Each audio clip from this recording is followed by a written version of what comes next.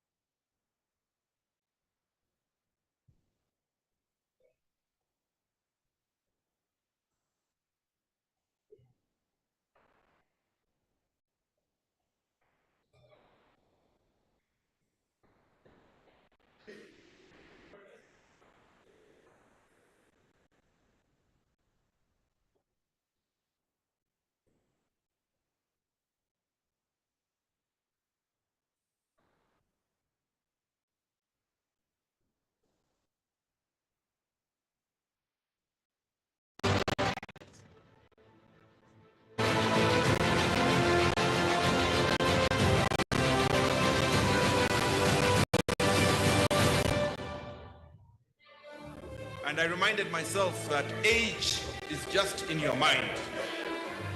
So I have solidarity with young people. Today, as I speak and share my thoughts, it is in solidarity with you. In this room, you're a community of young people who have come together to think about your future in public health. The reason why we are here today is exactly that. It's exactly realizing we made a commitment to invest in youth, to harness the demographic dividend. I'm sure this is a concept that a lot of you have been exposed to and you've heard a lot about. I do believe and have faith in our generation to really push it forward and disrupt the status quo. We have to harness the opportunities that we have at hand. The first one is this one, this moment. The CPHIA 2022 is an unprecedented opportunity.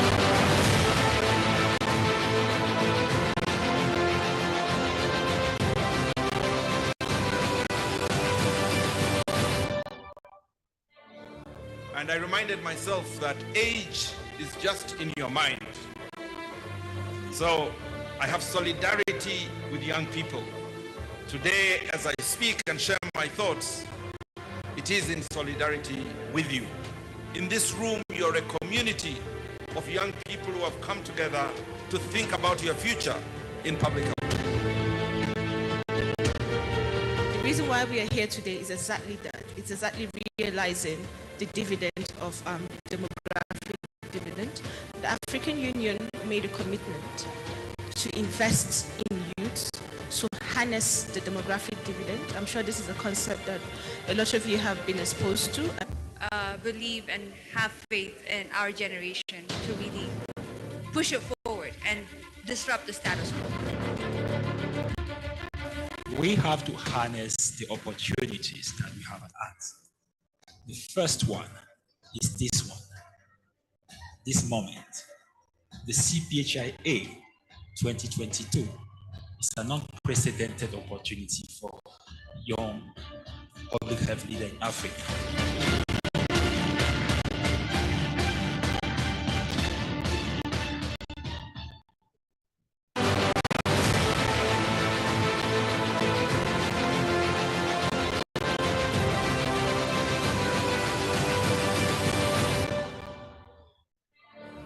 And I reminded myself that age is just in your mind. So I have solidarity with young people. Today, as I speak and share my thoughts, it is in solidarity with you. In this room, you're a community of young people who have come together to think about your future in public health. The reason why we are here today is exactly that. It's exactly realizing the dividend of demographic dividend. The African Union made a commitment to invest in youth, to harness have been exposed to, and you've heard a lot about. I do believe and have faith in our generation to really push it forward and disrupt the status quo. We have to harness the opportunities that we have at hand. The first one is this one, this moment. The CPHIA 2022 is an unprecedented opportunity for young public health leaders in Africa.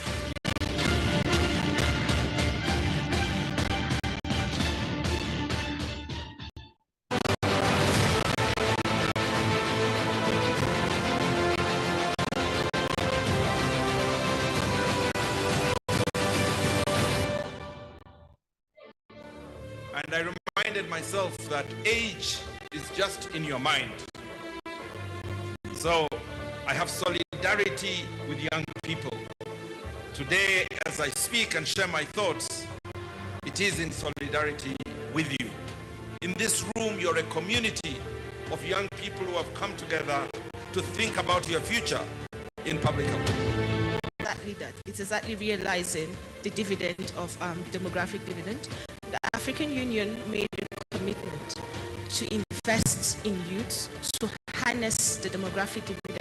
I'm sure this is a concept that a lot of you have been exposed to and you've heard a lot about. I do believe and have faith in our generation to really push it forward and disrupt the status quo. We have to harness the opportunities that we have at hand. The first one is this one, this moment. The CPHIA 2022 is an unprecedented opportunity for young public health leaders in Africa.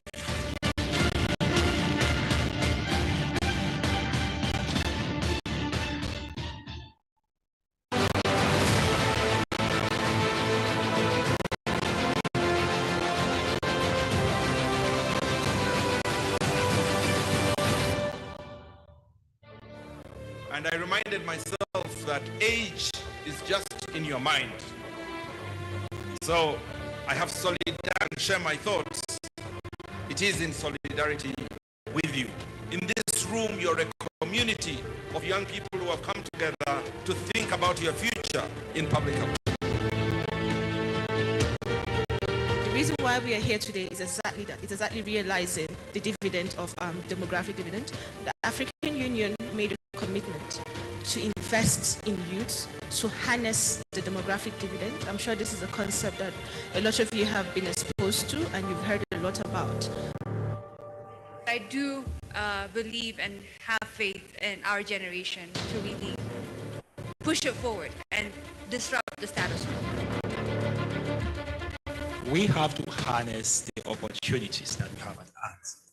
The first one is this one, this moment. The CPHIA 2022 is an unprecedented opportunity for young public health leaders in Africa.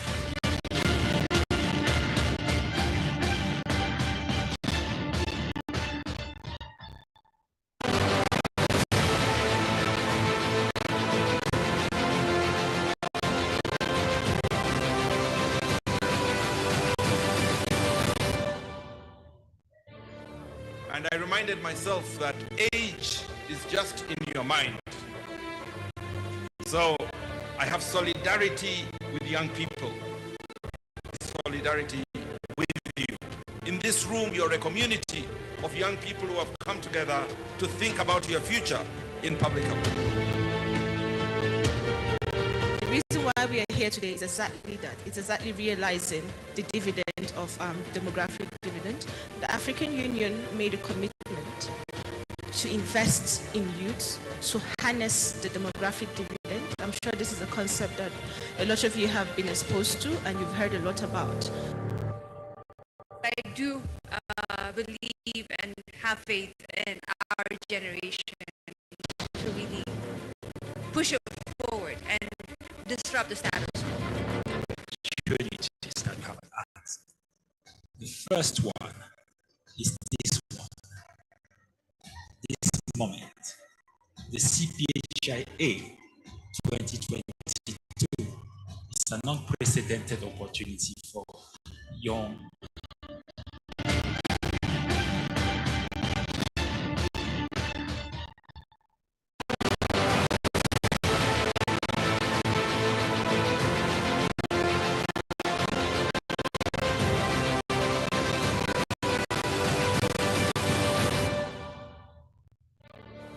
And I reminded myself, so I have solidarity with young people.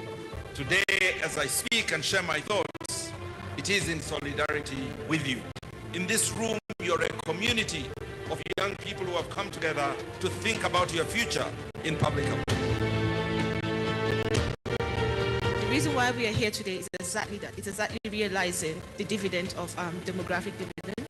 The African Union made a commitment to invest in youth, to harness the demographic dividend. I'm sure this is a concept that a lot of you have been exposed to and you've heard a lot about. I do believe and have faith in our generation to really push it forward and disrupt the status quo. We have to harness the opportunities that we have at hand. The first one is this one. This moment, the CPHIA 2022 is an unprecedented opportunity for young public health leaders in Africa.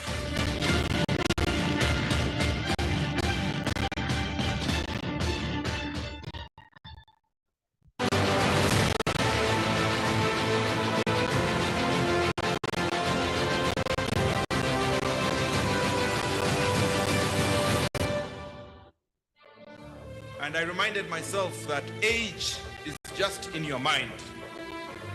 So I have solidarity with young people. Today, as I speak and share my thoughts, it is in solidarity with you. In this room, you're a community of young people who have come together to think about your future in public health. It's exactly realizing the dividend of demographic dividend. The African Union made a commitment to invest in youth, to harness the demographic dividend. I'm sure this is a concept that a lot of you have been exposed to and you've heard a lot about. I do believe and have faith in our generation to really push it forward and disrupt the status quo. We have to harness the opportunities that we have at hand. The first one is this one. This moment, the CPHIA 2022 is an unprecedented opportunity for young public health leaders in Africa.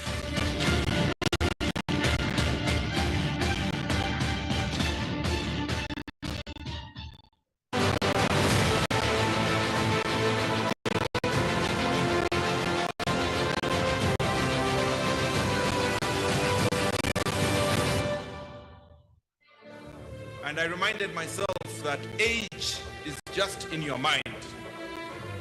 So I have solidarity with young people. Today, as I speak and share my thoughts, it is in solidarity with you.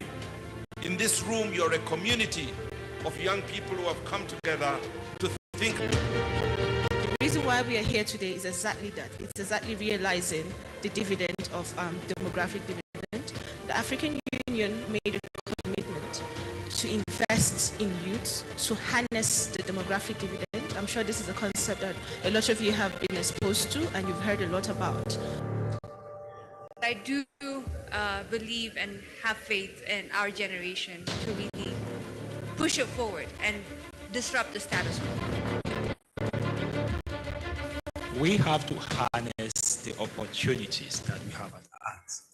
The first one is this one, this moment. The CPHIA 2022 is an unprecedented opportunity for young public health leaders in Africa.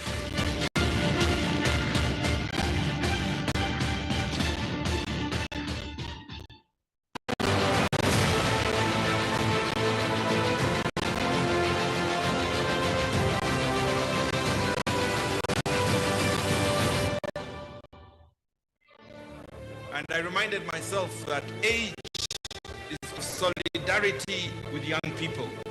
Today, as I speak and share my thoughts, it is in solidarity with you. In this room, you're a community of young people who have come together to think about your future in public health. The reason why we are here today is exactly that. It's exactly realizing the dividend of demographic dividend. The African Union made a commitment to invest in youth, to harness the demographic dividend. I'm sure this is a concept that a lot of you have been exposed to and you've heard a lot about. I do believe and have faith in our generation to really push it forward and disrupt the status quo. We have to harness the opportunities that we have at hand. The first one is this one, this moment. The CPHIA 2022 is an unprecedented opportunity for young public health leaders in Africa.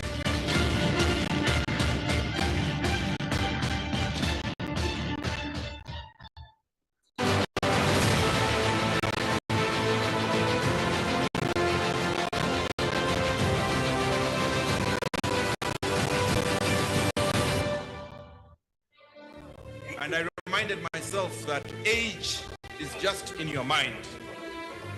So I have solidarity with young people. Today, as I speak and share my thoughts, it is in solidarity of young people who have come together to think about your future in public health. The reason why we are here today is exactly that. It's exactly realizing the dividend of demographic dividend. The African Union made a commitment to invest in youth, to harness the demographic dividend. I'm sure this is a concept that a lot of you have been exposed to and you've heard a lot about. I do believe and have faith in our generation to really push it forward and disrupt the status quo. We have to harness the opportunities that we have at hand. The first one is this one, this moment. The CPHIA 2022 is an unprecedented opportunity for young public health leaders in Africa.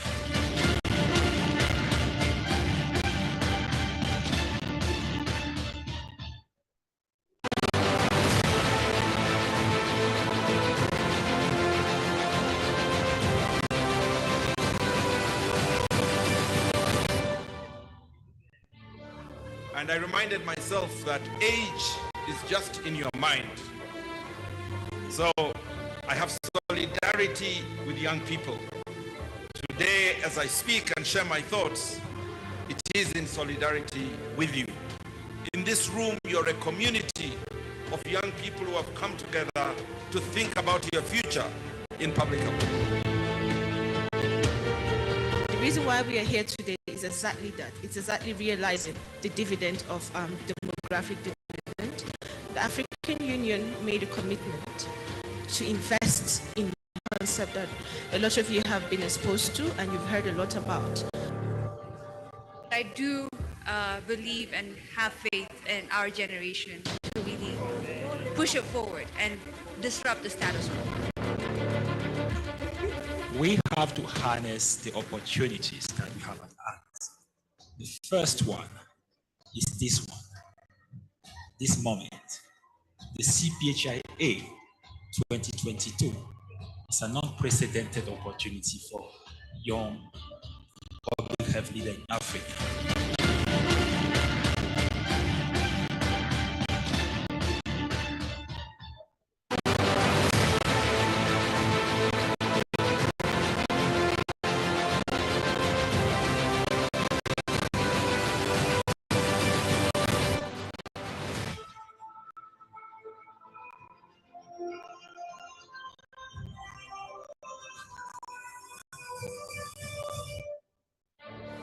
And I reminded myself that age is just.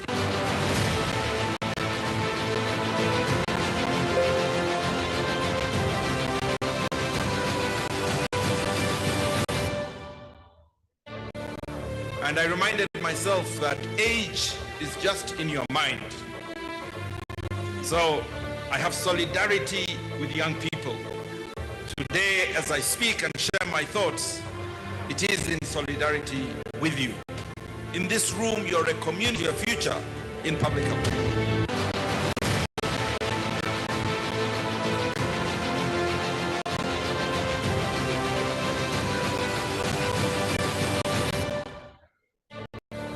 And I reminded myself that age is just in your mind. So I have solidarity with young people. Today, as I speak and share my thoughts, it is in solidarity with you. In this room, you're a community of young people who have come together to think about your future in public health.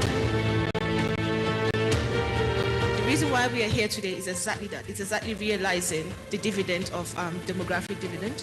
The African Union made a commitment to invest in youth, to harness the demographic dividend. I'm sure this is the concept that a lot of you have been exposed to and you've heard a lot about.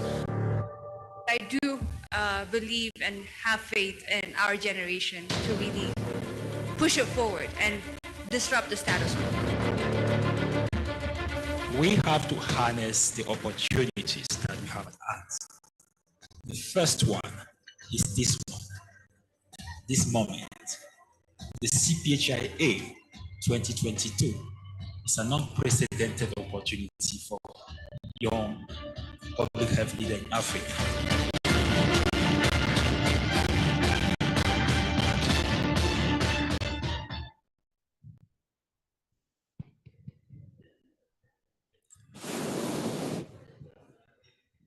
Hello. Can you please take our seats?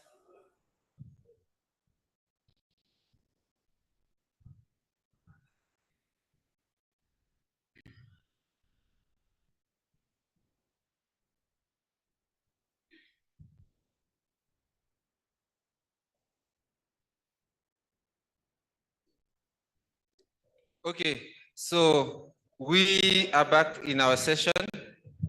Welcome back. And this is the last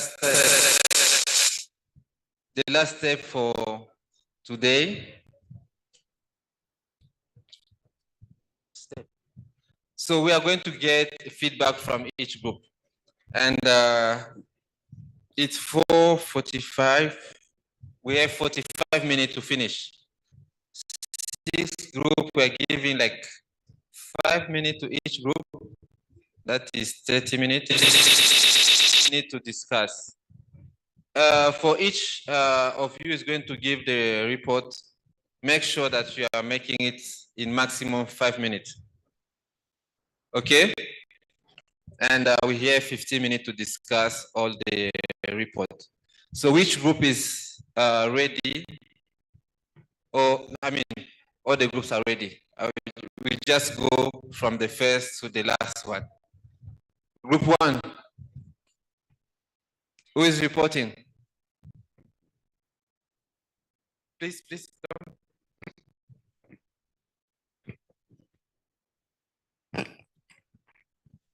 And I would like, please, if we can really, all of us, follow the report for each group, because we will need input from other groups in that group. So let's really be engaging with the reports that you are receiving from the first group. Your Excellency Joel Odota. The floor is yours.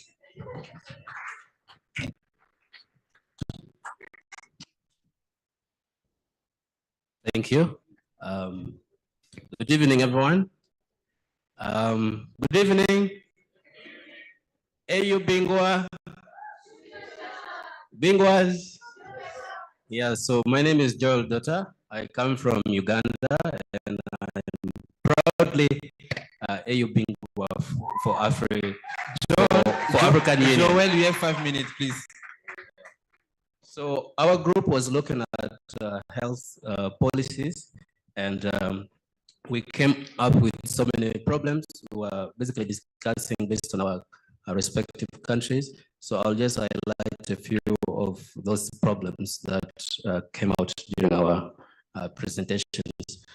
So one thing that came out very strongly was that there is limited public engagement in terms of when policies are formulated. So especially at the grassroots, there is normally a very narrow consultation window, if not there completely. So that's really a problem. So you'll realize that many people do not really know what's happening with the policies. So that is the exclusion in terms of policy formulation.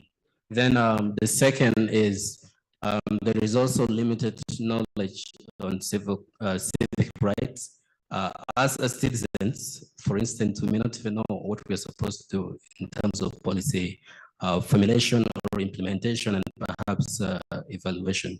So especially in the rural communities, you realize that people normally think that they are just recipients of policies and not actually active participants in policy making, implementation, and evaluation. That also came out very strongly.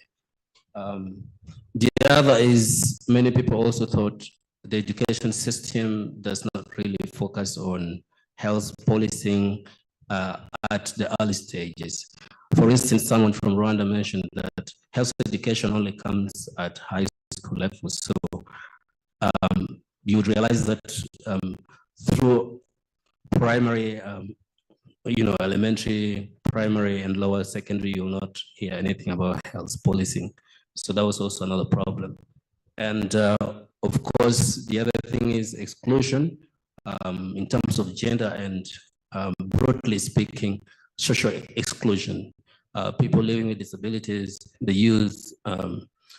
So in terms of policies, normally such groups who are also considered to be vulnerable, they are not paid attention to. So you'll end up with policies that do not favor certain categories of people. And one of our participants from Tanzania mentioned the policy that prohibits the use of contraceptives or family planning in the young people and encourages people to, to produce more children. So those are some of the problems that came out in our groups, and thank you. I'll leave it to Umar to continue with the second bit of the presentation, which is on solutions. So thank you so much for listening. Thank you.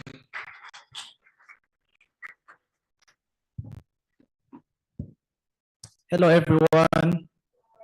Hello. Did you just not take evening tea? My name is Muhumza Ryan Umar. I'm from the Republic of Uganda. I do quite a number of things, and health is one of them. We've clearly understood what the problem is, and that's the question of that there's a challenge in public health policy. Quite stunning things were just a few handful of people on my table, and that explains where the problem is with public health policy. That yes, young people think public health policy is an element of a particular group of people, probably decision makers. If they're not decision makers, there must be, say, leaders, politicians in parliament, and they must find a law, a regulation, a policy that must guide how public health should be conducted. But young people still have a number of challenges. One, in implementation. Secondly, in policy formulation. but also in disseminating the information that comes with the different public health policies. And you must understand that public health policy is not just about health. It encompasses a number of things in insurance, in business, in healthcare, name it. Every aspect of your life is influenced by public health policy. And we've understood where the challenges are, and the challenges have been given. So what are the key solutions? Now, one, we need to make our leaders accountable. And how do we make them accountable? These are some of the ways. If you think you have a policy that is non-inclusive, then your leaders have a social contract to be accountable to you as young people, but you also have to make them accountable. Ask them, why are we doing this and this? And if you feel a policy is not for you, the young people, then you must devise ways in how to make this policy good for you.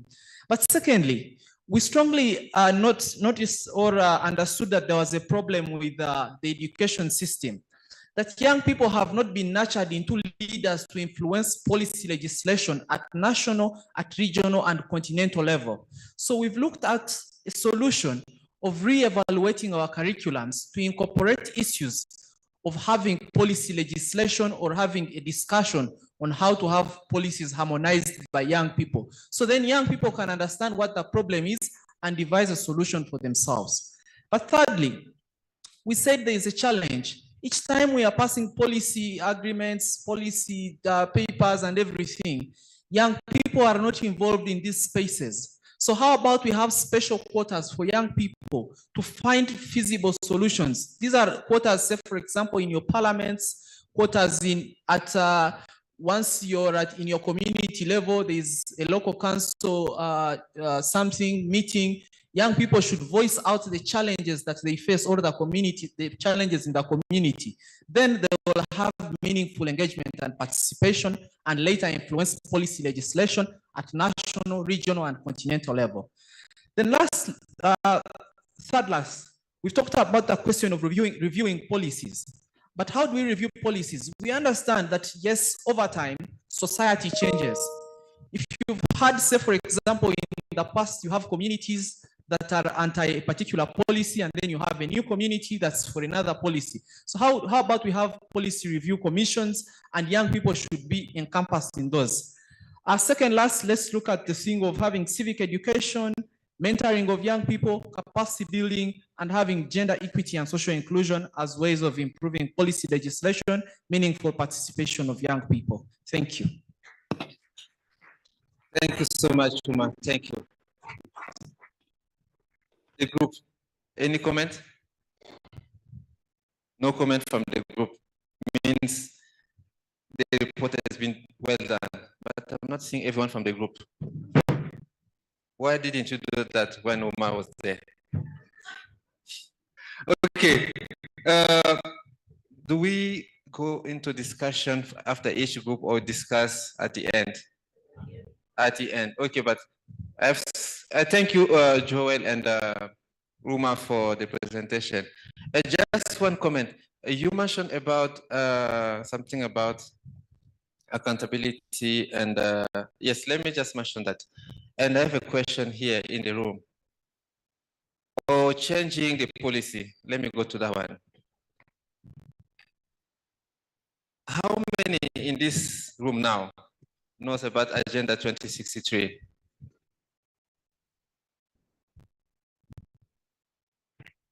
How many? Please raise your hand, like up.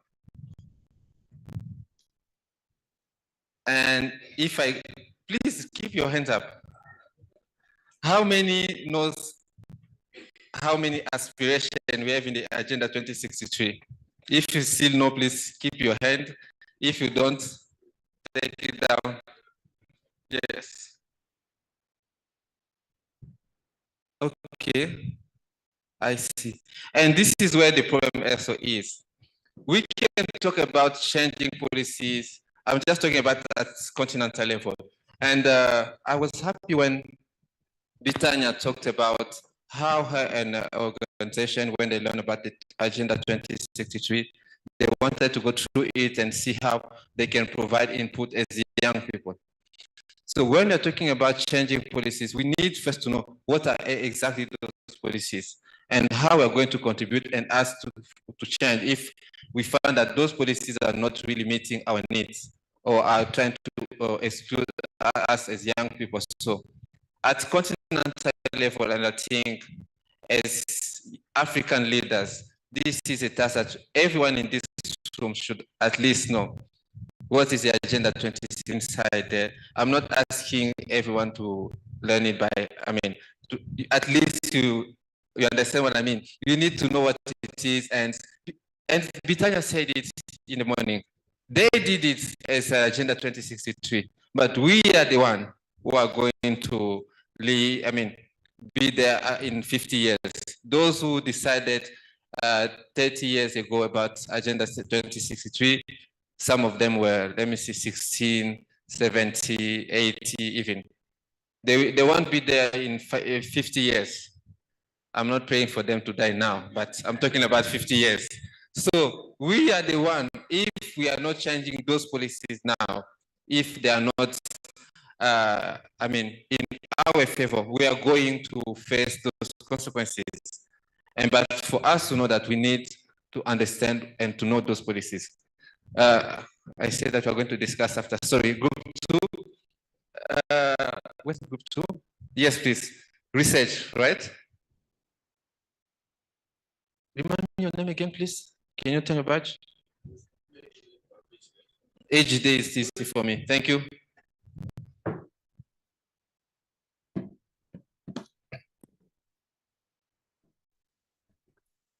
My name is Egide. Pour les francophones, c'est Ejut.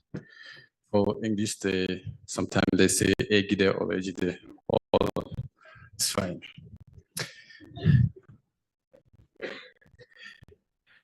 Pour les francophones et les francophiles, il n'y a pas de souci. I'm going to talk about public health research. In our group, we start by general situation, referring to the 5 pillars. And the general situation, the first pillar, we at the African Union, they have established engagement from the lowest level to do research. They have empowered officers of the Minister of Health as the within the African countries. And we also have all the African countries that have Minister of Health. They all also have public health institutes in all the African countries. So we don't start from the ground.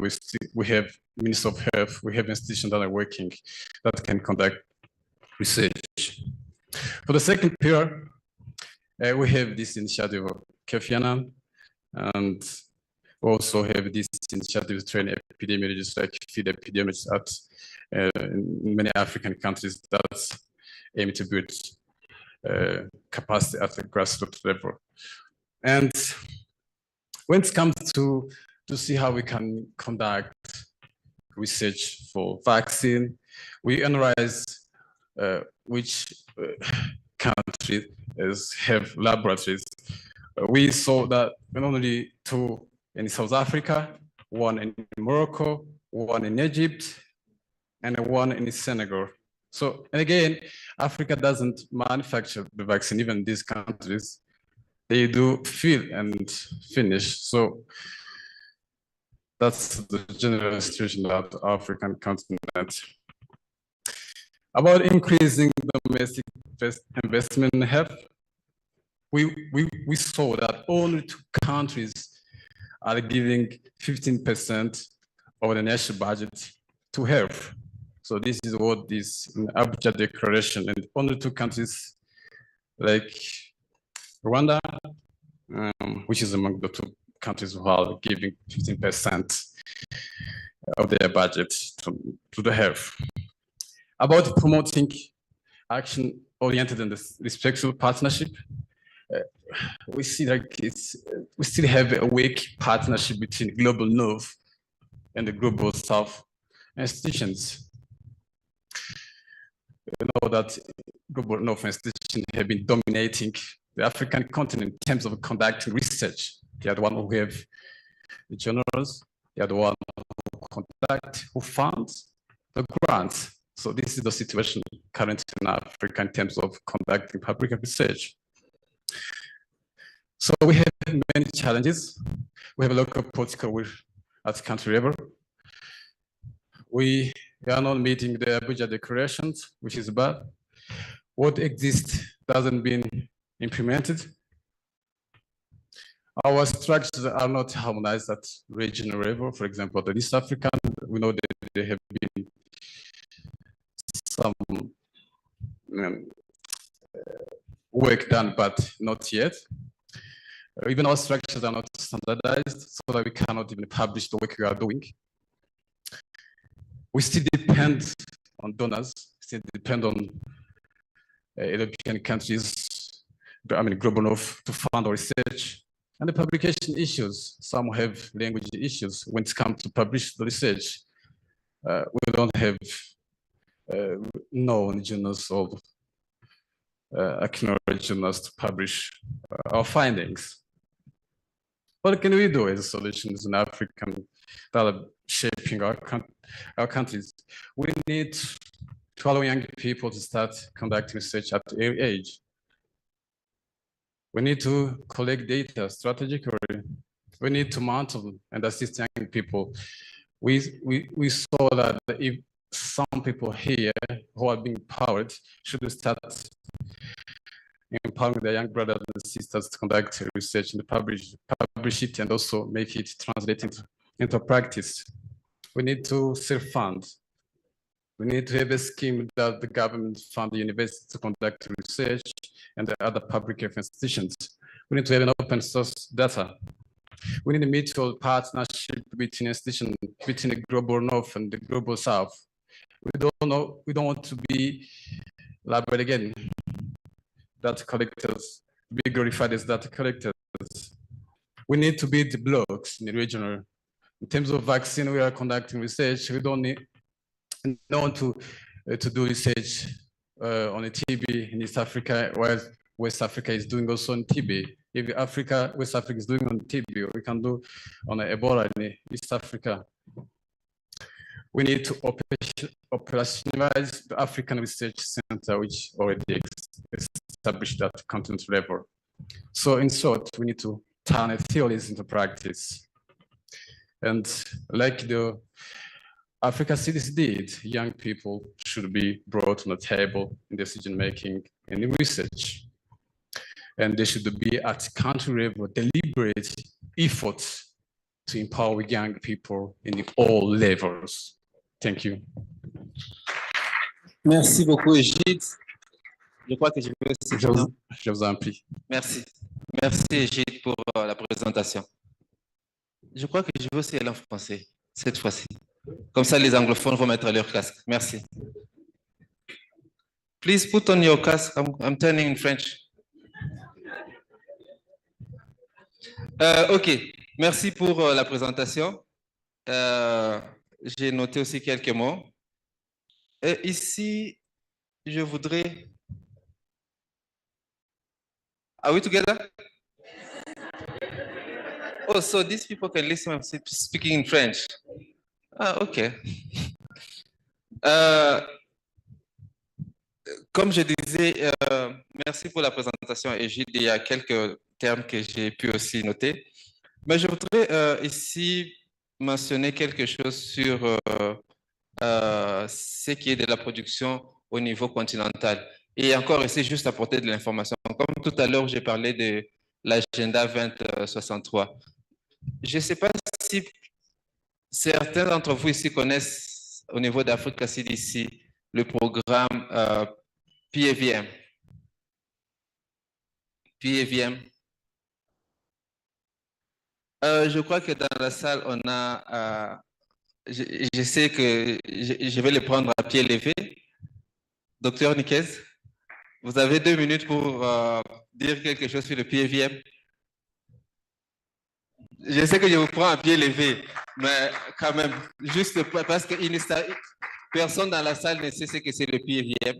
Et puisqu'il a parlé de la production, il y a un micro ici. There's a mic here. Docteur Nikes Ndembi est aussi un des staffs d'Africa CDC qui nous a fait l'honneur d'être avec nous dans la salle cet après-midi. Et c'est comme ça que je le prends en pied levé afin de pouvoir parler de ce programme qui existe à Africa CDC sur la fabrication de produits thérapeutiques. Merci. No, thanks so much. I think this is a very important meeting. We were actually debating with some of the colleagues. I think 5 years or 20 years down the road, there wasn't a platform like this to be able to discuss. I think it's very important. You should be proud of yourselves. I think I've listened to some of the discussions, very, at least productive. So let me quickly mention, I think the comments here on the vaccine manufacturing are accurate from your own perspective, but as Dr. Promise mentioned, there's a whole initiative within the Africa CDC called the Partnerships for Africa Vaccine Manufacturing. I think from the presentation this morning, from the remarks from the minister, you may have actually captured a little bit on how COVID struck the continent. We didn't have vaccines. We actually at the queue of really getting this vaccine. We had $2 billion US mobilized by the head of state, but we couldn't get access to the vaccines. I think this is left to you, youth, really, to be able to promote local manufacturing, not only vaccines, but therapeutics and diagnostics. But overall, now after the experience from COVID, we have 30 projects. Just to correct what the initial report mentioned, 30 projects across the continent and across the regions. There's one that is really kind of very important, we cherish it, the mRNA platform technology in South Africa, for example. We can manufacture. Africans, they had to crack their own brain, and now we have an mRNA vaccines made in Africa, from Afrigen, in South Africa, and we should go into clinical trials in the next months, or 1 or 2. I think this is very important. Though I think Senegal is producing yellow fever for the past 70 years. They've already been producing vaccines. Other vaccines, cholera, going to be produced by Biovac in South Africa, Vaxera in North Africa. So there are more projects, there are more actually products being produced, but it's not enough for the 22 diseases that we have prioritized from the Africa CDC. Thank you, Dr. Promise. I wasn't prepared, but thank you. Very important point to mention. Thank you, Dr. Nikes. I know, so sorry to throw you under the bus. So I just wanted to mention it because I know that on the continent, there's so many things going on, but we need to learn about it and even inform our, country at country level. Okay, I want to take the discussion further. Group 3, we still have time to come and do the discussion. John Bosco from the Republic of Uganda. Guys, how come only Ugandans are reporting? Oh, sorry. I was just thinking loudly. The Bingwas, okay.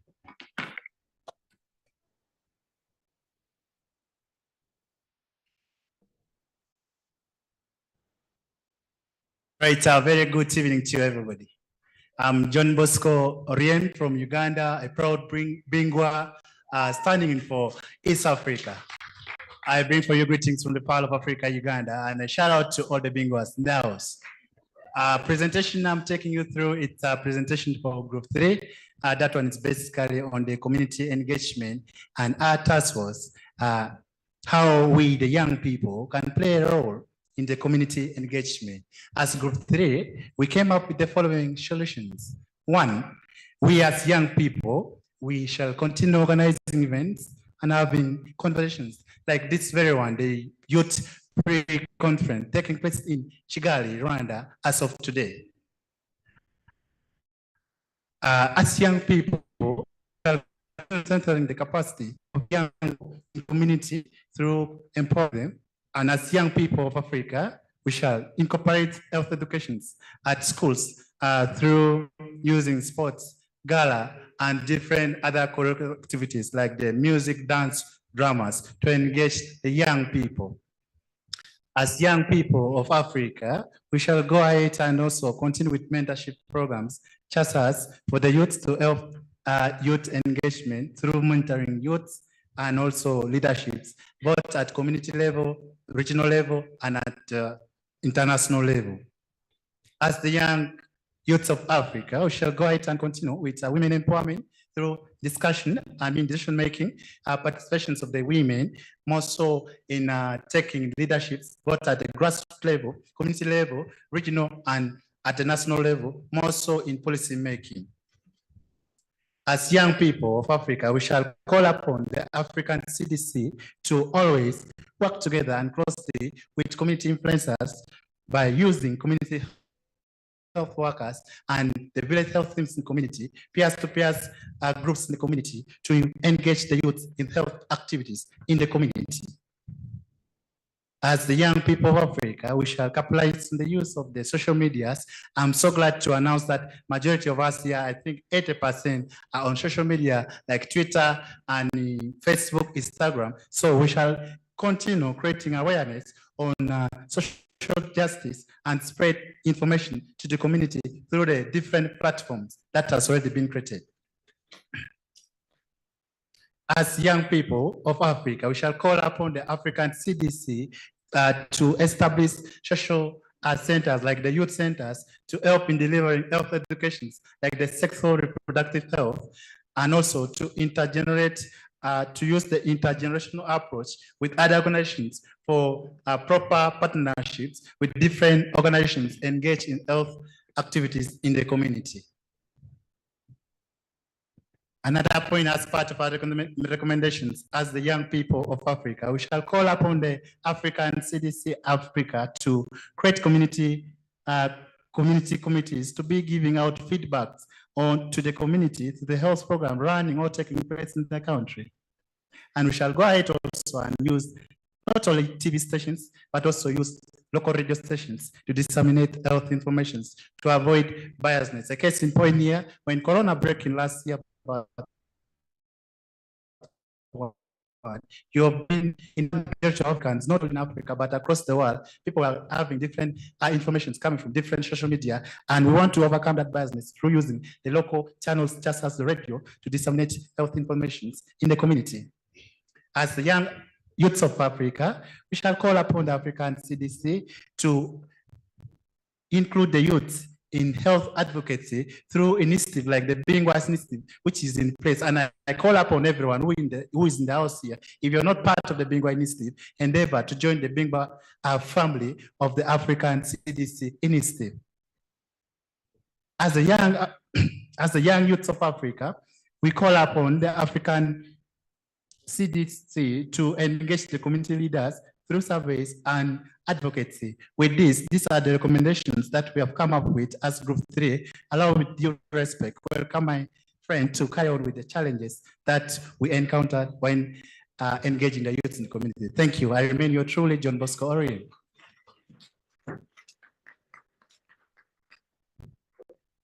Thank you. I'm Ella Uwimfuramuke, a pharmacy student from University of Rwanda. So it's my pleasure to be standing here as the first ready, starting from the first groups. So I'll be talking about the challenges faced by youth while they are trying to engage in the community.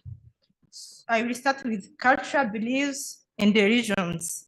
If there is still a place where they restrict girls to participate in something, that's a big challenge, meaning that they will not be open to participate in a given community engagement. So there is also a political differences. If there are still a fight in political fights and even difference in a given country, it will be impossible for the youth to stand up for themselves and then talk about the engagement. Also, there is a problem of funding gaps. So I will speak from the experience as the Rwanda Pharmaceutical Student Association member. Sometimes we plan a big events to reach out to the community, but then we miss the funds to reach out to a wide community. And then we finally make the outreach on the surrounding areas only. So if we get big funds, we can reach out to all country.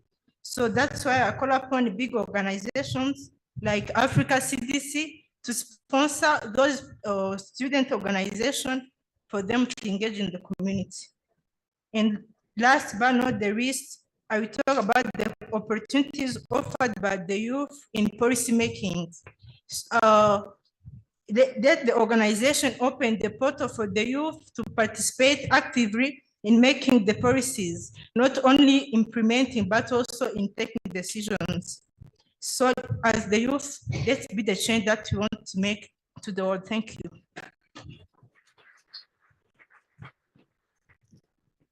Thank you so much for being the First Lady reporting. I hope the next group,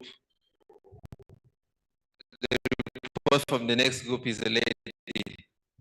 Group 4.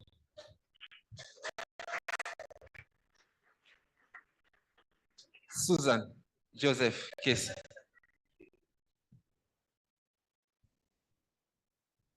Five minutes. For you, I have to say 5 minutes.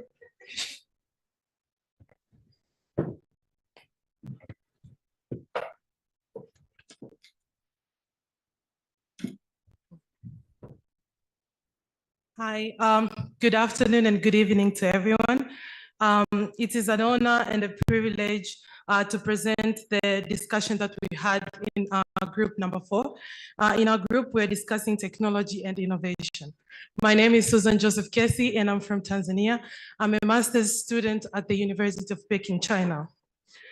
So the first, we did our discussion based on 3 points. So the first point was to map the existing youth-led or focused social innovations in Africa that addressing public health issues in Africa. For this, we mapped a lot of them.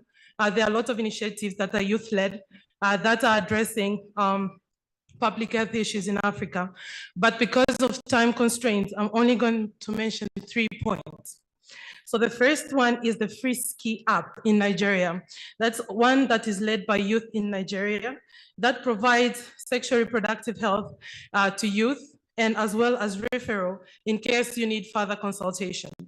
This is a very good initiative, as we would want our youth to have better planning for the reproductive health and to get away from diseases such as HIV. Second is a co-creation communication app that was developed as well in Nigeria that also was adopted by Africa CDC. That was adopted during the COVID-19. This app is a youth-led that was to counter miscommunication during the COVID-19 pandemic, as we are all aware of different information that was going around about COVID vaccines, about everything. So the app was for risk communication. This was a very good initiative that helped to counter most of the misconceptions. The third one is from Tanzania, in my country. This one addresses a postpartum hemorrhage among women. It is a youth-led. They developed solution for postpartum hemorrhage. Because most of the solutions were expensive. So they decided to create their own, which is a belt that helps women after giving birth, that helps to stop the hemorrhaging. So we cannot mention social changes without including AU Bingwa, which is youth-led. Yes, so shoot your shot. I am not AU Bingwa, but I am a Bingwa. Our second point was suggest ways to enhance young people's digital innovation skills, focusing on addressing health in Africa. So one of the ways to enhance young people's digital innovation, one we came up is policy. So we have, as countries or as Africa in general, we have to come with policies that favor investment in digital technologies, also all favors business startups, such as tax reduction. The second point was integrate ICT in medical studies or public health. So most of the medical students just focus on medicine. They will encounter problems that they would want to address themselves, but they will not be able to address it digitally because they are technology naive, I think. This one also, even for those who studied ICT in the university, most of the ICT that we learn is theory. So one of the ways to move forward is to make sure that we move from theory learning to practical learning. This will also be able to create workshops. These workshops will make sure that each student present their ideas and skills. In this way, in this forum, we'll also provide partnership in ways that private sector industries can attend these workshops and get to know the ideas of different innovators. In that way, they can invest. As we all want, as the new public health order says, that we have to create we have to create the health for Africa by Africans. That means local industries, local privates can invest in these innovators. That can be a way to enhance young people. But in research base, we can have more access to data, and also we can have build architectures and infrastructures that can enable this new technology to be implemented. The last point was how to, what do you think is the digital way to get youth to be engaged? So in this, we thought of social media. I think everyone in the room here has an account on Facebook, Twitter, Telegram, Slack, or is in one of the groups in WhatsApp chat or in Telegram.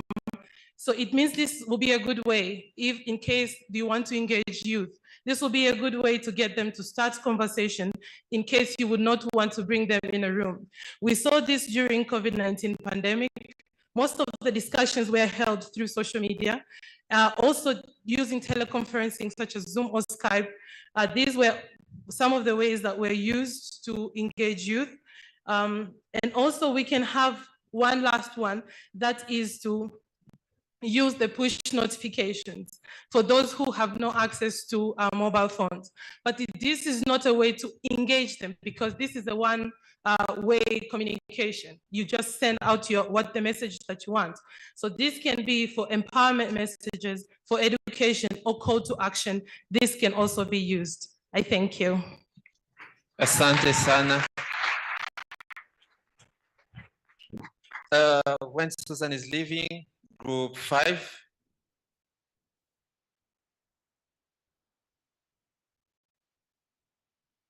I didn't comment Group 4 and 3. I don't want to waste time. Can you see me, guys? Don't you want to do it? Okay. Please. I can go like this. Is it okay? So, good evening, everyone. I am Heba from Egypt. I'm so pleased to be here to present the discussions of the Group 5. We actually talked about the challenges of the public health workforce, which was interestingly quite similar across the countries in the African continent. We can summarize them in the economic situation of the public health workforce, evident in the low pay and the lack of infrastructure and equipment needed to practice. And this makes also retention of the public health workforce as a problem and leads to brain drain. The second thing is the lack of formal efficient education and training programs that relates to the community needs. Our group talked about the lack of efficient outreach inside the curricula, the lack of soft skills and social skills inside the medical curricula and public health curricula in general, and also the lack of accreditation. For instance, there is a rush of new programs. However, there is a problem with recognition of these programs and how these public health graduates will work. I also can't emphasize the problems in continuing education and training and having difficulties related to cost and quality education. The coming two challenges are actually an opportunity, because there is a lack of partnerships or collaboration that facilitate the flow between the public health workforce across the African continent. For example, we had a fellow in our group that she wanted to practice outside of her country, but it was easier for her to go to the global north, for example. And also there is a problem with like many of the African scholars now are getting education in reputable institutions. However, when they come back to the African continent, they don't have this proper jobs or proper usage of their set of skills. So this is an opportunity that we need to work on. So in this context, we can do what we can do as young people and CDC Africa as well.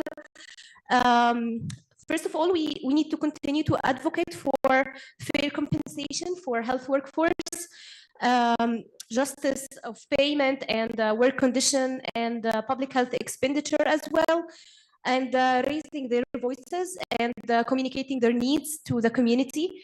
Working also on the society recognition of their efforts. And this is one of the lessons learned from COVID-19 and the need to invest in community health workers and mid-level cadres as well, to have this respect of diversity of people in the public health. Also, we need to have this peer-led education programs that is funded and also accredited to support the education and continuing learning and knowledge transfer. And also we need to get in touch with African scholars to build a database. And this was really interesting to know that Africa CDC is actually working on that, and they have a nice database they are working on. And also we need to enhance data availability and research about the problems facing public health workers. So we need to establish the evidence and communicate it to both the policymakers and communities, so they see the problem and they act, so we can mobilize resources to address these problems. I also find it interesting to say that there is an opportunity to work with CSOs and private sector to enhance sharing the country experiences and what worked in this country and what can be contextualized to other countries as well. What else? We have it was rich discussion, honestly. So yeah, last but not least, the mentoring programs and crash courses to invest in the public health workforce. Thank you. Thank you. Thank you so much. Last group was, oh yes, please.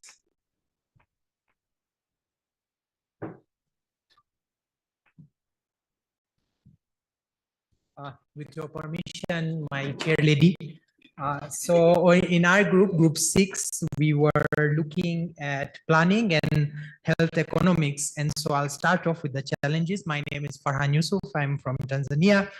And, you know, the first challenge that we identified is even in terms of how, you know, planning and health economics was differentiated from policy, because I think in the group, we collectively felt that planning and health economics are very important components of policy making. And so perhaps we need to think about those things together, and that siloing is what brings challenges in implementation as well. In terms of planning, it seems, you know, the experience is that a lot of our planning is very responsive and reactive rather than proactive. For example, you know, all the discussions around pandemic preparedness and how, you know, we waited for a pandemic to happen and then started thinking about things. In terms of, you know, health economics more specifically and health financing, a lot of our economics and financing is dependent on donors. There is lack of sufficient coordination between public and the private sector, because when we're talking about the private, you know, health financing, health economics and planning, both the public and the private sector need to work together. There's a challenge of our youth not necessarily knowing about some of the financing and you know economic opportunities. For example, the Africa Continental Free Trade Agreement. You know, how much do youth know about that? How can they leverage those opportunities for better financing, for better economics? There's also a more specific technical challenge around skills, which I think we've heard across the board, but here we're talking more specifically about health economics. There is a big challenge in terms of, and you know, I'm a MSc in health economics currently studying, and I know that there's a challenge of just having health economists within our different countries. So in terms of solutions, No, actually, there was one more challenge, yes, which I think has been articulated by some of the other groups as well, that, you know, you can have the health economic skill set, you can have, you know, all of that technical knowledge, but what kind of strategies do we have in place to hold our leaders accountable at, you know, Africa Union level, and how do we think about that?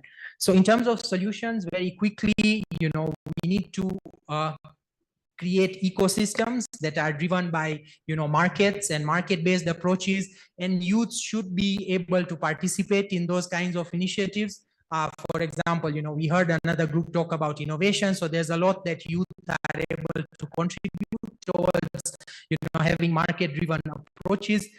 Our youth need to understand, you know, as mentioned, the challenges that many of them don't know, and we saw an example, Agenda 2063, what it includes, and what kind of opportunities does that provide? You know, what kind of opportunities does the Africa Free Trade Agreement provide? You know, new public health order, all of these things. So there needs to be a more active understanding and implementation of these among the youth. There needs to be skill building initiatives, especially for health economics and statistics, and some of these very key technical issues that will allow us to better, you know, implement health economics financing and be able to plan better. So from a technical point of view, there's room for doing initiatives such as providing scholarships for some of those programs, and then also going a step ahead and not only giving the skills, but giving opportunities. So when policies between programs, both within countries, you know, within the AU regions, and then at the continental level, focusing on evidence-based policy making, and, you know, doing activities such as hackathons and, you know, these different ideation processes that will allow youth to contribute their ideas to better planning and health economics. Thank you. Thank you so much, Yusuf. Thank you to all the groups. Now it's time for questions. Any questions from the presentation of the report that you received? I wanted to give a number, but I'm not even seeing hands up. So how will I count? Okay, I have 1, 2, 3, 4, 5, and last one, 6. Okay, Dr. Shakira, Uma,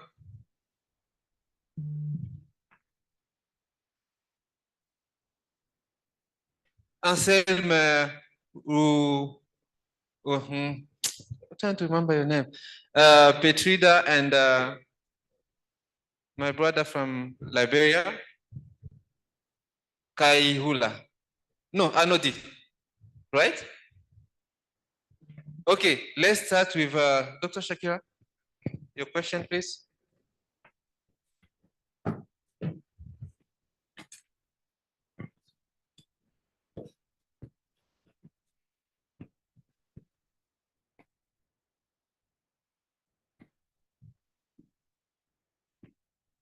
I just want to say thank you. I think this was like really interesting group discussions.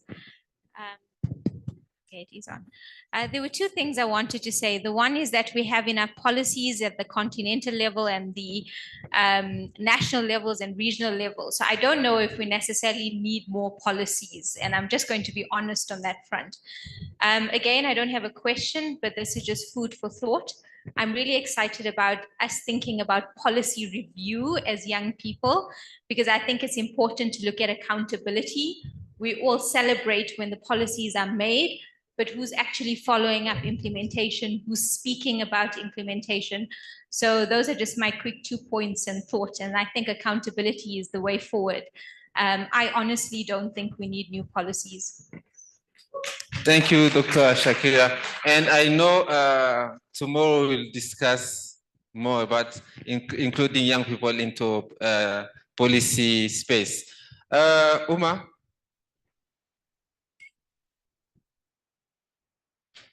Very briefly. Yes, my comments are, I'm very passionate on research. So my comments will go to group 2, probably just a small addition. I think as African countries, we need to invest in local financing of research activities in our countries. That way we can easily address the problems that we identify within our communities. We normally wait for funds from donors. But also secondly, I think the question of how to publish our research makes us a continent that looks backward. There's a lot of work going on in the continent, but to publish research is quite very problematic. You find every young person is engaging, but there's a challenge in publishing. So if we could find solutions probably at continental level and make it easy to publish, then it would be easier. Second last is the question of changing the traditional methods of research and data collection. You see, people are no longer interested in the idea of I'm going to collect you and put in a focus group discussion. They do not want to read very lengthy questionnaires and all these things. This is Gen Z. People want to go here and something is true, false, small things, and they can easily identify with the research you're having. And then lastly, research should not be an activity that we have at tertiary level, at university, at what. That is why you find people they have this attitude that, say, for example, health research should be for a doctor, a PhD scholar, or someone. Yet someone can just have research on the attitudes of communities to vaccination. It doesn't need a doctor. So we need to teach this research at a lower level. How about we bring that to our heads of state and then advise them on how to change curriculums at their partner state level? Thank you so much. And thank you, Emanuela, for clapping. I know where you stand from. Yes, Petrida. Actually, I'm not seeing any question, but comment. Very good afternoon, everyone. So ideally, my name's Petrida Paul, and I'm from the United Republic of Tanzania. So my question was more around both of the presentations that have made within the groups. We've seen a lot of comments around innovation work. I think a good example was made by my fellow colleague, Susan, that mentioned around the need to have postpartum hemorrhage solution, kind of galvanized and broadened up in the scope that we do have existing solutions that are made by young people, by different stakeholders, but how best can we have them replicated? So I think for that particular group, I'd really like to know more about how can we use such innovation and such opportunities that we can all learn from, especially from this conference, and how can we go about to ensure that we replicate efforts. It cannot only be through this particular initiative also, but it can also be through COVID-19 per se. And I think we had some feedback from colleagues that mentioned on issues of accountability and research work. And I think my question and a bit of a comment lies more with what Shakira had mentioned and Umar. So ideally, I think we still have a gap, especially on resource allocation. And I think as a team, I did not hear that particular angle on how best can we address research work, especially research related to health. A lot of research that is done in Africa is by researchers who are not from Africa. And I think this is the main challenge. Don't we trust our own researchers? And what is the mechanism that we can all obtain to ensure that when we are addressing public health in research, we start from our own households, from our own communities, and from our own continent. So ideally, those are my main two key points, and thank you so much. Thank you so much. Thank you so much. My name is Fabius Mlongo from Nairobi, Kenya. I have two questions. The first question is, in the African Union, this is the year of nutrition. How are we managing nutrition with the new public health order going forward? Then the second question is, and when we talk about advancing sustainable health security in Africa, we're also talking about finance. How are we going to how are we going to finance these programs under this new public health order? Thank you. It was not covered. That's why I've asked. Thank you. Thank you so much, Uma. So who are you addressing those questions?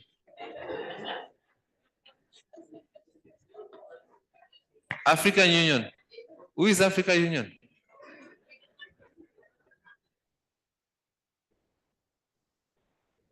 Wait, let me tell you.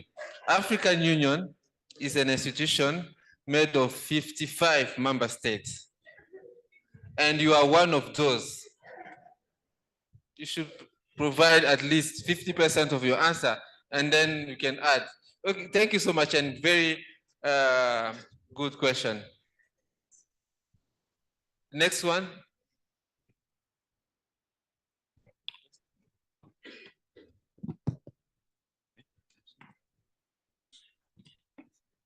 All right, thank you very much for the presentations. So Anderson Flomo from Liberia.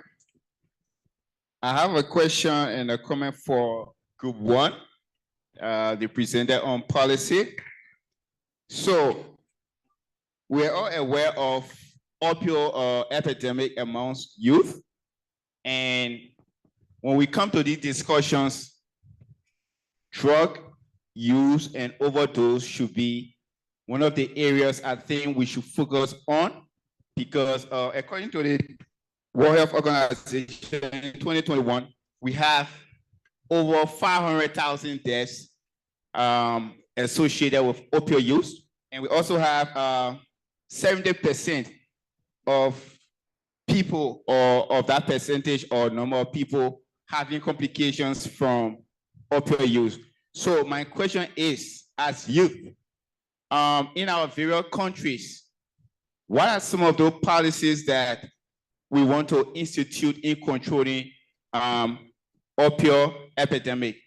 Because 5 years from now, it has been estimated that you have millions of youth who will be suffering from either opioid overdose or use. That's one.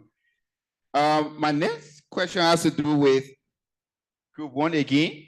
So you talk about various policies. Implementation of policy, to me, like Dr. Shakira said, is one of the areas that we are weak. And I think we should be more focused on the implementation and follow-up and the review of those policies. But if we are saying we are crafting new policies, we will spend huge amount of money crafting policies, making documents, and these documents will be printed, but we don't make follow-ups on them. So they are just there. Take, for example, in my country, Liberia, we have all the good policies in place. You have the healthcare associated HAR policy. You have various forms of policy. But now the thing is, how is the implementation of those policies done? Are we reviewing those policies in our various areas? What impacts, are those policies making? So I want us to draw the line between crafting new policies, review new policies, and implementation of new policies. And I think we should focus on the implementation of new policies. Thank you. Thank you very much for those pertinent questions. Are there any quick questions in the room? And then I will stop there and take a quick responses to the question. Whose hand was up first? Was it yours? Okay. So after his, we'll take yours. Right. Thank you so much. I'm called Ansari Mehumuriza from Rwanda. I'll start by a quote. A doctor's mission should not be to prevent death, but more importantly, it should be to improve the quality of life. From this quote of NASCAL, I think people in-house, or maybe youth, even other colleagues have done a lot to the standardization of where we are right now. But there is this issue that we don't take into account that maybe is hindering the achievement of the programs that we have, that we are aiming at achieving. And this is peace and security in African countries. I was expecting to have politicians, political people, in regards to peace and security on the ground, that are merely serving the people that we have, we are also aiming to serve. But look at now right here, we don't have them. How are we expecting them to cope with us, to cope with our communities, what we are aiming at?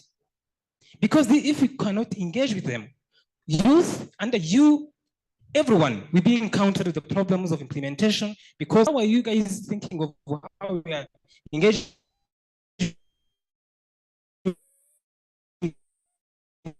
with the people of the countries where down the fate? Because politicians, but most importantly, talk with peace settles and peace and tranquility. And thank you. Thank you very much. Can I just throw that question back to you? What do you think is the role of a youth in ensuring peace and security in the community?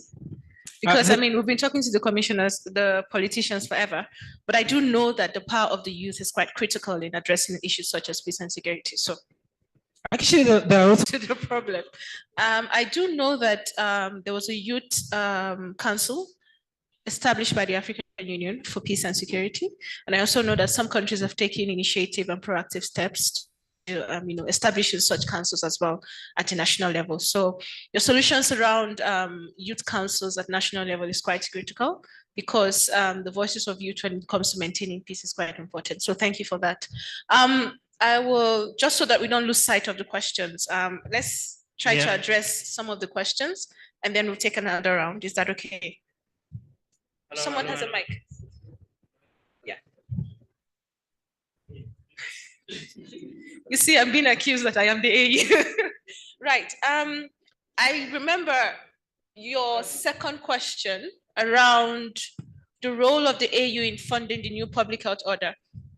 Right. So the African Union originally is funded by member states, which is represented by all of us here. The Africa CDC's work as well is funded by the member states and of course some of our critical partners. The new public health order in itself is something that is ongoing. And I said this in the morning, it's not a vision or a journey we are hoping to walk. We are already walking the talk right now. And we've put together strides that have ensured that each vision, each strategic pillar is already funded, right? So work is already going on in there. What we can do to ensure sustainability of these initiatives is domestic financing. I talked about it in the morning. And previously, heads of state have made a declaration that 15% of their national funds will be earmarked for health. But then how much of that is actually being done now? This is where we hold our leaders accountable. And then convenings such as the AU Heads of State Summit provides opportunities for these countries to report on the status of their implementation. And this is done through the lens of the Agenda 2063. And then lastly, as Africa CDC, the fifth pillar, which talks about domestic financing, is encouraging member states to put aside some amount of money, some technical expertise, and other kinds of resources that will help them realize this dream. The dream of the Africa CDC is not to be an institution that you would run to when you're in trouble.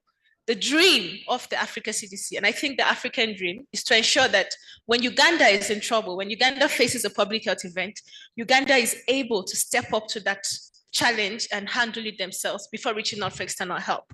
And that can only happen with funding or technical expertise earmarked. And if you look at it closely, I mean, all through the different pillars of the new public health order, we've talked about investment in strengthening health workforce, in building institutions, in domestic finding, in expanding local manufacturing of therapeutics and diagnostics. And all of this will have to be funded. But again, a call to action to our heads of state to take the bold first step. And I think this is going to be part of the critical discussions that will be happening in a matter of 2 months come the AU summit. I don't know if that addresses your question. I'm not even sure he was listening. Hello.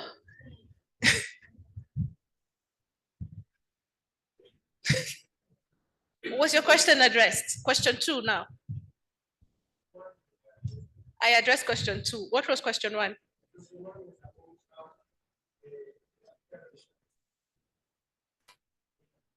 Do you want to use the mic, please? Nutrition. Okay. The African Union has a department called Health, Humanitarian and Social Affairs, and they are particularly responsible for dealing with issues around health promotion, nutrition, and also that addresses your question around drug control and opioids. And I know there are a couple of frameworks that exist around stemming drug use and reducing it to its barest minimum. So that work is ongoing. Last year, well, it's 2022, my apologies. So this year is the year of nutrition, and I know that significant strides have been made in advocating for nutrition and how important it is when you look at it through the bigger lens of improving health outcomes. So a lot of work is happening there. You might want to look at the AU website and zoom into health, humanitarian, and social services. I can share some additional information with you to just see from the broader picture what the AU is doing in that regard. Is that okay? Thank you. Promise. Thank you so much, Faith. I think, thank you so much, Kadebe. We are at the end of the day. Just to summarize, from where we started, I think this is again a task to Uncle Sanusi. But before calling him here, when he's trying to think about how he's going to give us a summary, sis, sorry? She has a summary. Oh, Zakia. Actually, yes, Zakia should give that summary. And she knows why. No, but just 2 minutes, I'll give you the floor.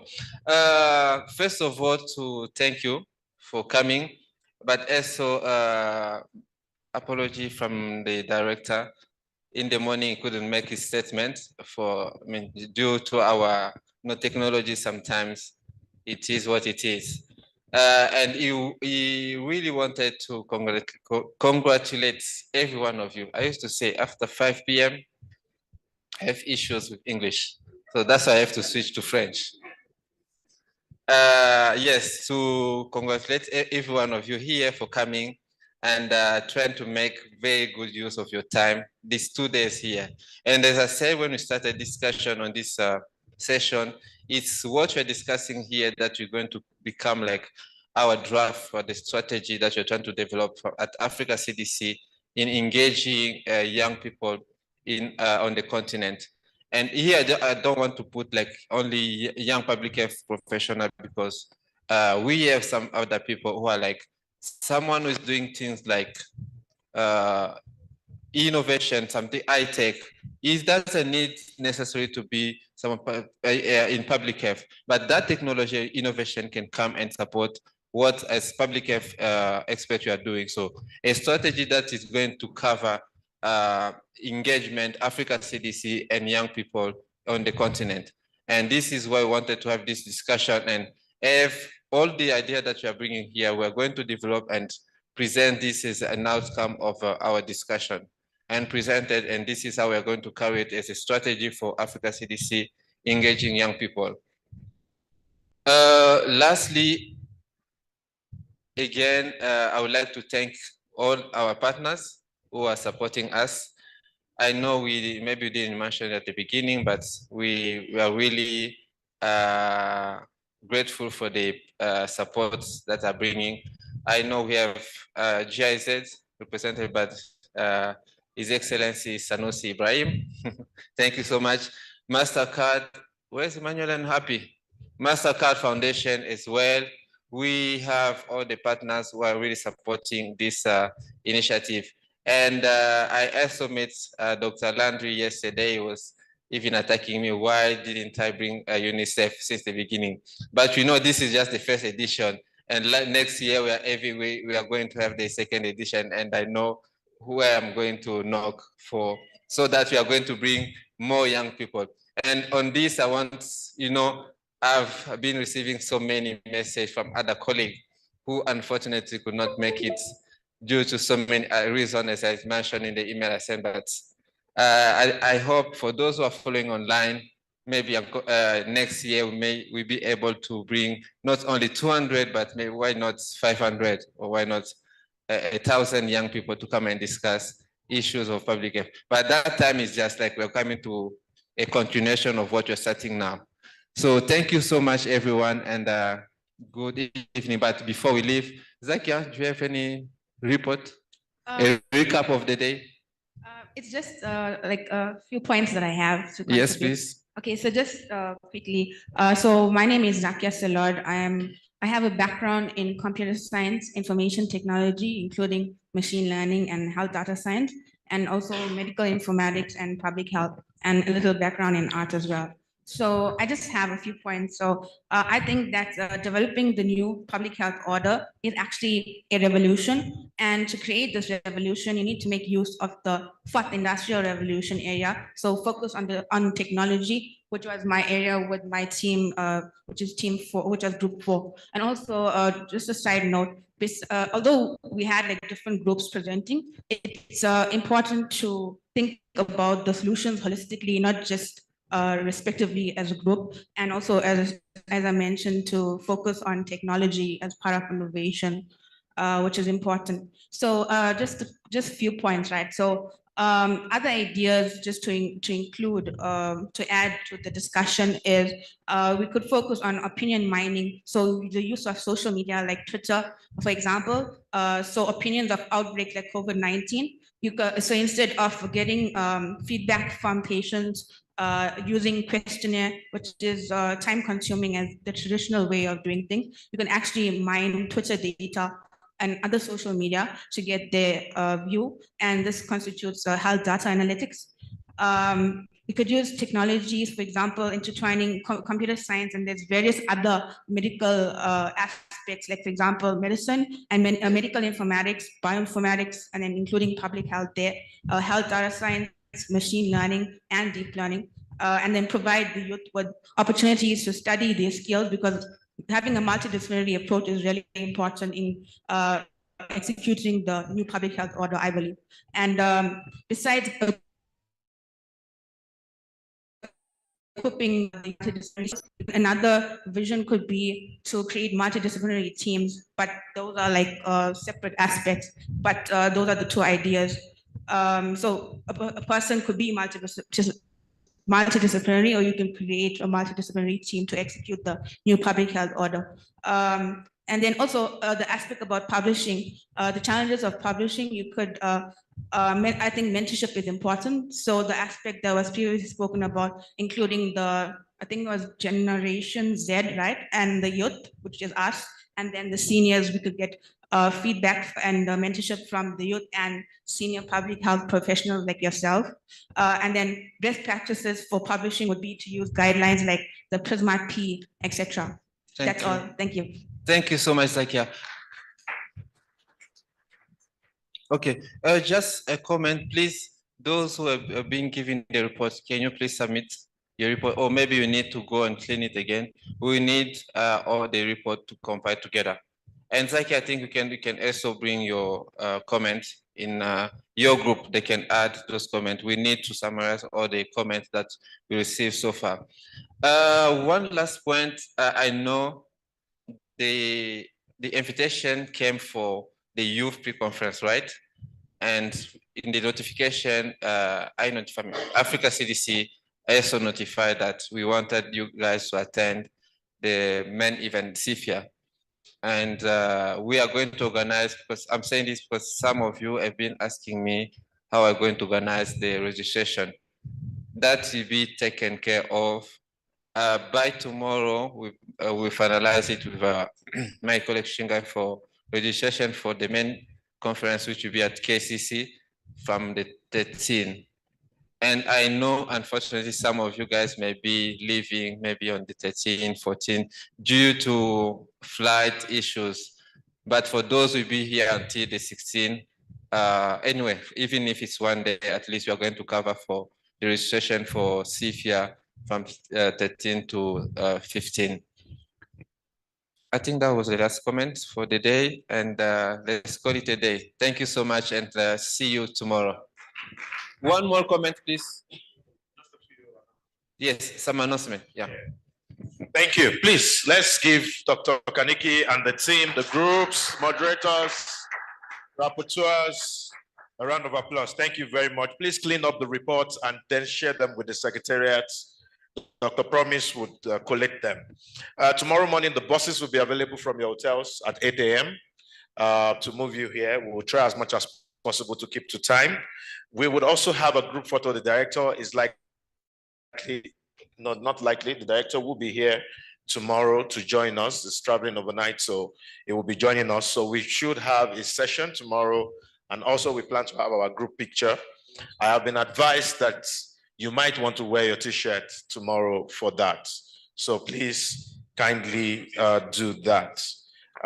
Yeah, I think that's about it. It's 6 o'clock. Enjoy the rest of your nights.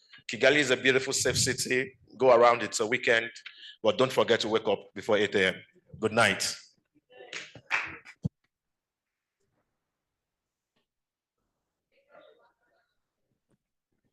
The buses are downstairs. Thank you all for coordinating everything. And this is one who has been coordinating your pickup and everything at the airport.